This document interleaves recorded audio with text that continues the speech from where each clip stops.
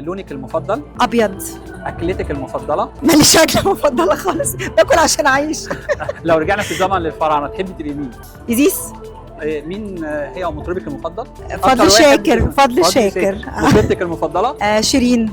جديدك الفتره المقبله ايه؟ مسلسل اسمه روج اسود ان شاء الله هيتعرض اوف سيزون قريب جدا جدا، وفي مسلسل تاني بنحضره بس مش هقدر اتكلم عليه غير لما هم يقولوا عليه. كلمه ليسرى بمناسبه 50 سنه ويوسف شاهين بمناسبه 100 سنه. استاذه يسرى علمتنا ازاي نبقى اقوياء، وازاي ان احنا نبقى مجتهدين واقوياء ونستحمل الشغل ونحب شغلنا جدا جدا جدا، لانه الفن الحقيقه هو الحياه، يعني بدون فن مفيش حياه. كلمينا عن حضورك مهرجان الجونه السنه دي وانت ما شاء الله متالقه دايما في حضور المهرجان.